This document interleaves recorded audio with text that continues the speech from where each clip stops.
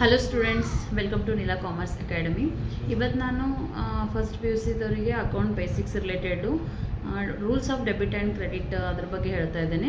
ಸಾಕಷ್ಟು ವಿದ್ಯಾರ್ಥಿಗಳು ಇದನ್ನು ಕಲ್ತರೂ ಕೂಡ ಏನು ಅಂತಂದರೆ ಜರ್ನಲ್ ಎಂಟ್ರಿ ಪಾಸ್ ಮಾಡೋ ಹೊತ್ತಿನಾಗ ಯಾವುದನ್ನು ಡೆಬಿಟ್ ಹಾಕಬೇಕು, ಯಾವುದನ್ನು ಕ್ರೆಡಿಟ್ ಹಾಕಬೇಕು ಅಂಥೇಳಿ they will get lot of confusion.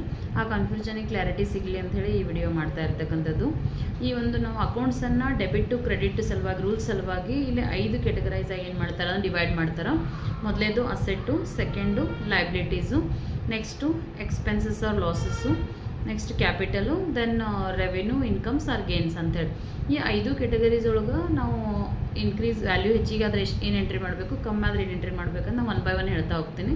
ಮೊದಲೇದಾಗಿ ಏನು ಅಂದರೆ ಅಸೆಟ್ ಅಂಥೇಳಿ. Asset value if it is the increase in the value of the asset it is debited and decrease in the value of asset is credited ಅಂಥೇಳಿ. ಯಾವುದೇ ಆಸ್ತಿಯ ಬೆಲೆ ಹೆಚ್ಚಾಯಿತು ಅಂತಂದರೆ ಆ ಹೆಚ್ಚಾದ ವ್ಯಾಲ್ಯೂನ ಡೆಬಿಟ್ ಹಾಕಬೇಕು. ಇನ್ ಕೇಸ್ ಅದು ಕಡಿಮೆ ಆಯಿತು ಅಂದರೆ ಕಡಿಮೆ ಆಗಿರುವಂಥ ವ್ಯಾಲ್ಯೂನ ಏನು ಮಾಡಬೇಕಂತ ಕ್ರೆಡಿಟ್ ಹಾಕಬೇಕು ಅಂಥೇಳಿ. ಇನ್ನು ಲೈಬಿಲಿಟೀಸಿಗೆ ಬಂದಾಗ, so if it is increase in the value of liability it is credit, decrease in the value of liability it is debited ಅಂಥೇಳಿ.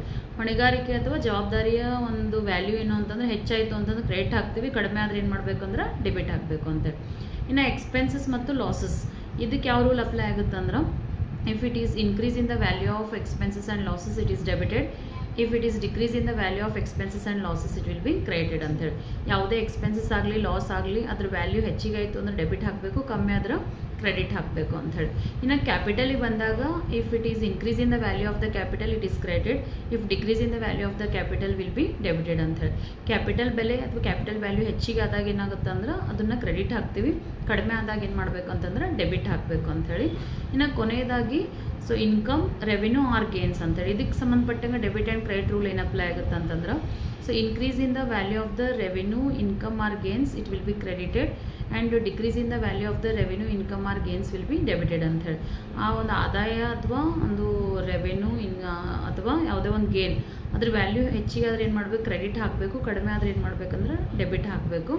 ಈ ರೀತಿ ಒಂದು ಕ್ಲಾಸಿಫಿಕೇಷನ್ಸ್ ಬೇಸಿಸ್ ಮೇಲೆ ನಾವು ಡೆಬಿಟ್ ಟು ಕ್ರೆಡಿಟನ್ನು ಏನು ಮಾಡ್ತೀವಿ ಅಂದರೆ ಡಿವೈಡ್ ಮಾಡ್ತೀವಿ.